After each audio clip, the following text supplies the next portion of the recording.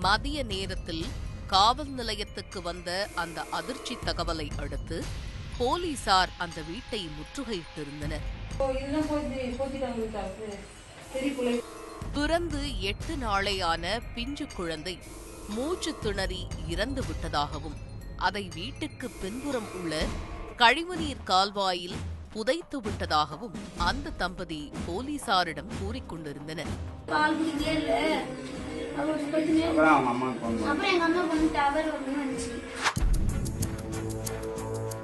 சம்பவம் நடந்த இடம் வேலூர் மாவட்டம் அணைக்கட்டு அருகே உள்ள ஏரியூர் கிராமத்தில். இதே ஊரைச் சேர்ந்தவர் ஜீவா. 30 வயதாகிறது. பெயிண்டராக வேலை செய்து வந்திருக்கிறார். இவருக்கும் பக்கத்து ஊரைச் சேர்ந்த டயானா என்ற 20 வயது பெண்ணுக்கும் 3 வருடங்களுக்கு முன் திருமணம் நடந்திருக்கிறது. இந்த தம்பதிக்கு 1.5 வயதில் ஒரு பெண் குழந்தை உள்ளது. இந்த நிலையில் கடந்த 27ஆம் தேதி டயானா மீண்டும் ஒரு பெண் குழந்தையை பிரசவித்திருக்கிறார். குழந்தை உடல் ஆரோக்கியத்தோடு நன்றாக இருந்திருக்கிறது. சம்பவத்தன்று டயானா காலை 10 மணி அளவில் கணவர் ஜீவா வீட்டுக்கு வந்திருக்கிறார்.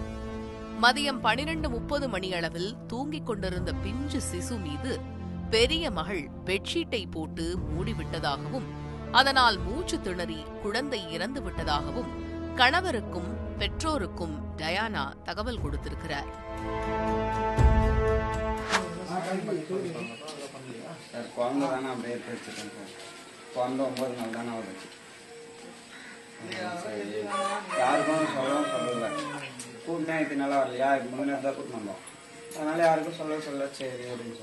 டயானாவின் தந்தை சரவணன் அலறி அடித்துக் கொண்டு வந்து குழந்தையை பார்த்ததும் அதிர்ந்து போயிருக்கிறார். காரணம், அந்த பிஞ்சு சிசுவின் மூக்கிலும் வாயிலும் ரத்தம் கசிந்தபடி இருந்திருக்கிறது. மூச்சு திணறல் ஏற்பட்டு குழந்தை இறந்திருக்க வாய்ப்பு இல்லை என்பதை அறிந்து கொண்ட டயானாவின் தந்தை சரவணன் உடனே காவல் நிலையத்திற்கு தகவல் தெரிவிக்க சென்றிருக்கிறார். போலீசார் சம்பவ இடத்திற்கு வந்து சேர்வதற்குள் ஜீவா சிசுவின் சடலத்தை வீட்டின் பின்புறம் குழிதோண்டி புதைத்திருக்கிறார். 12:30 மணிக்கு வந்து பார்த்தா படுக்க போட்டுருந்தாங்க. எங்கள் டயானா வந்து பெட்ரூம் உட்காந்து அழுதுன்னு இருந்தா. குழந்தை வந்து ஆளில் போட்டுருந்தாங்க. சரி தூங்கி தான் இருக்குன்னு சொல்லிட்டு நாங்கள் கவனம் இருந்தோம். அப்போ தூக்கி பார்த்தா மூக்கில் வயல் ரத்தம் வந்துச்சு. அது என்ன ஆச்சுன்னு கேட்குறதுக்கு என் பொண்ணு எங்கள் பேத்தி பெரிய பேத்தி வந்து பெட்ஷீட்டை ஊற்றிட்டு உயிர் போயிடுச்சு அப்படின்னு சொன்னாங்க. அது பொய். ஆனால் அவங்க தங்கச்சி அவங்க அம்மா இவன் 3 பேர் சேர்ந்து தான் என்ன பண்ணிக்கிறாங்க அந்த குழந்தைய. இப்போ வந்து நான் கேஸ் கொடுத்துக்கிறேன். அந்த குழந்தைய நோண்டி எடுத்து போஸ்ட் மாஸ்டர் பேட் பண்ண சொல்லு. என் குழந்தை எதனால் சேர்த்துச்சு. எல்லாருக்கும் சம்மந்தம் இருக்குது. பொண்ணு உங்கள் மருமகன் எல்லாரும் என் பொண்ணு கிடையாது. என் பொண்ணு அந்த வீட்டில் பூட்டு போட்டுக்கிறாங்க. என் பொண்ணு அங்கே உள்ள கத்தினுக்கு யாருமே அங்கே வரமாட்டாங்க. பக்கத்தாக்கத்தில் இவங்க 3 பேர் வந்து தான் ஊற்றி விட்டுக்கிறாங்க. அதோடு குழந்தை புதைக்கப்பட்ட இடத்தில் இருந்த பப்பாளி மரம் வெட்டப்பட்டிருந்தது. பப்பாளி பாலை சிசுவுக்கு கொடுத்து கொலை செய்திருக்கலாம் என்ற சந்தேகம் சரவணனுக்கு எழுந்திருக்கிறது. காரணம், ஜீவாவும் டயானாவும் ஆண் குழந்தைக்காக காத்திருந்தனர். ஆனால் பிறந்தது பெண் குழந்தை என்பதால் அவர்களால் அதை ஏற்றுக்கொள்ள முடியவில்லை. இதனால் பப்பாளி பால் கொடுத்து சிசுவை கொன்றிருக்கலாம் என்று சரவணன் சந்தேகம் அடைந்திருக்கிறார். அவங்க மாமியாரே துணியெல்லாம் கிழிச்சிட்டு எடுத்துன்னு போனால் ஏன் அதுக்கு ஒரு தேங்காய் எதுவுமே பண்ணலையே, ஏன் அப்படி பண்ணுறீங்கன்னு எங்கள் அக்கா கேட்டால் அவங்க பாட்டுக்கு சட்டை கிழிச்சிட்டு எடுத்துன்னு போயின்னு இருக்கிறான். அவன் குழி நோண்டி போச்சுட்டான். நாங்கள் இங்கே தான் இருக்கிறோம். அதெல்லாம் உங்களுக்கு யாருக்கு சந்தேகம்? அவங்க மாமியார் அவன் அப்பா அவங்க தங்கச்சி நின்றுச்சு. அவங்க எல்லாருமே இங்கே இருந்தாங்க. எல்லாருமே இருந்தாங்க. போலீசார் சம்பவ இடத்திற்கு வந்து தம்பதியிடம் வாக்குமூலம் பெற்றிருக்கிறார்கள். குழந்தை புதைக்கப்பட்ட இடத்தையும் ஆய்வு செய்திருக்கிறார்கள்.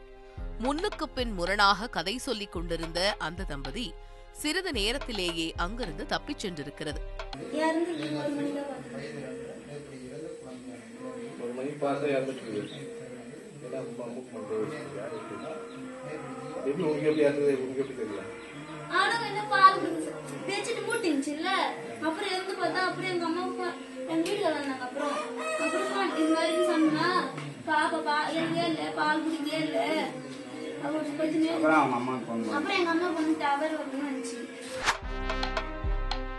அவசரமாக புதைக்கப்பட்ட சடலம் வெட்டப்பட்டிருந்த பப்பாளி மரம், சரவணனின் வாக்குமூலம், விசாரணையின் போது திடீரென தலைமறைவான தம்பதி, இதையெல்லாம் வைத்து பார்க்கும்போது சிசு கொலை நடந்திருப்பதற்கான சந்தேகம் போலீசாருக்கு அதிகரித்திருக்கிறது.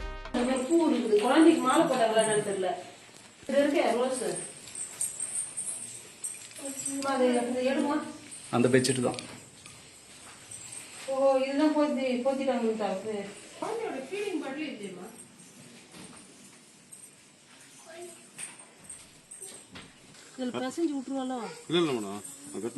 வருங்க மேடம். இப்போ இந்த பழுப்பு லைட்டாக வச்சாலே இதில் வரும் பால். பப்பாளி பால் கொடுத்ததற்கான தடயத்தை போலீசார் ஜீவாவின் வீட்டில் தேடியிருக்கிறார்கள். அதோடு தலைமறைவான தம்பதியையும் தேடி வருகின்றனர்.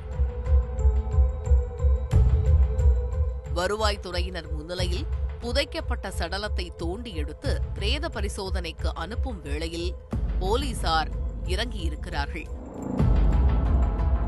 உடற்கூறாய்வு அறிக்கையின் அடிப்படையில் போலீசார் அடுத்த கட்ட நடவடிக்கையில் ஈடுபட உள்ளனர். பால் வடியும் அந்த முகத்தை பார்த்ததும் கொடூர கொலைகாரர்கள் கூட கொலை செய்ய தயங்குவார்கள். ஆனால் பெற்ற தாயே இந்த பயங்கரத்தை எப்படி செய்திருப்பார் என்ற அதிர்ச்சியும் ஆதங்கமும் அந்த ஊர்க்காரர்களிடம் இன்னும் அடங்கவில்லை.